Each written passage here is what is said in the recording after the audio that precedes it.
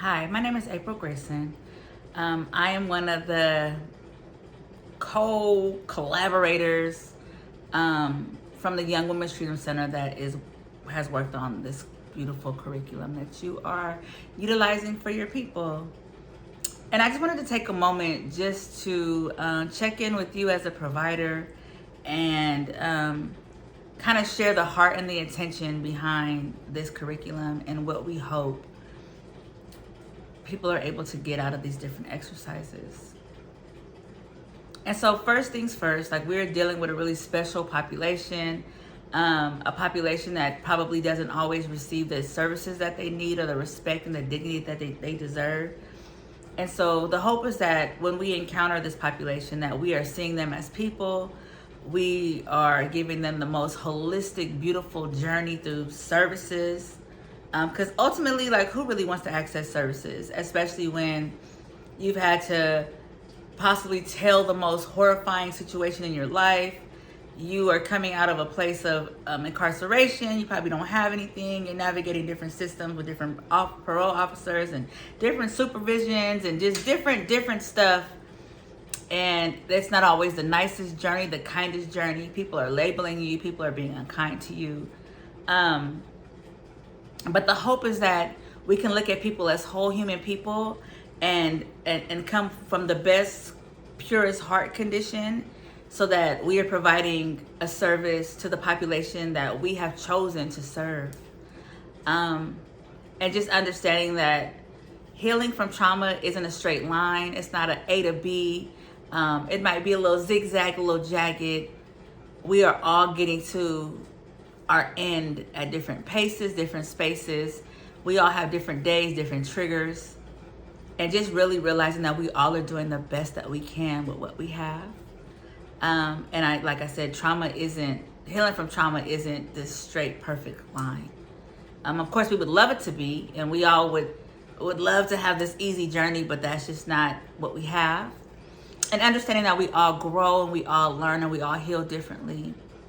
And everybody's struggle is a little bit different as well. Some people might be unhoused, some people might have food insecurities, some people might have some financial insecurities.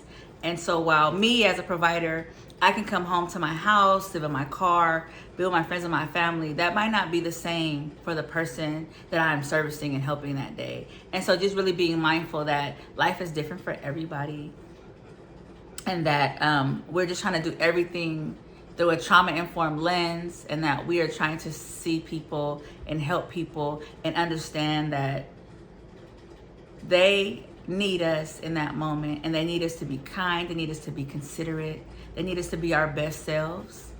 Even when they're not being their best selves, even when they might be having a moment that isn't the most pleasant moment for us to navigate and deal with, knowing that this is still a beautiful whole person, and they might be frustrated, or we might just be at a different journey in life, and I might need to be the example of kindness that they need to experience, because I might be the only kind person that they have experienced that day or that week or that year. We do not know what people are going through.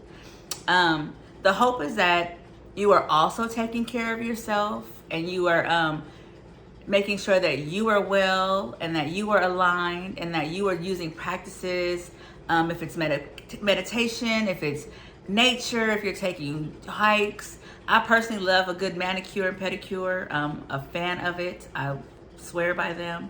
And I have other tools that I also use to cope, because I too am a survivor of trauma. And so survivors sometimes trigger survivors, and understanding that you could possibly be a survivor as well.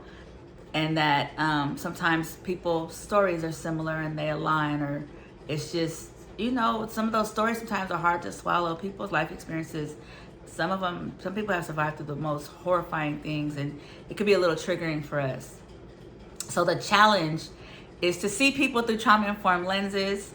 Hopefully your organization is always implementing different practices, and, understanding that you could take a training, but sometimes things come with application. So hopefully your organization is training you and allowing you to apply the skills that you're learning, so that you can, like I said, help the population that you've chosen to serve, while you take care of yourself as well. And like the challenge is to just, be kind, to be sweet, to be polite, to be your best form of yourself. Because honestly, you might be the kindest person that they have experienced. And we would like for people to leave with a great impression of us and say, that one person at that program, or that one person, everything else was horrible. But Miss Sheila was great. And so that is the hope, and that is the impression that I hope to leave on people, and that I hope that we as providers leave on this wonderful, special population. Thank you for your time. I hope you love this curriculum. It has been a journey and a process, but it is from our heart to you. And thank you for your time. Be well. Have a great rest of your day. The challenge is to always be your best self and see people for people.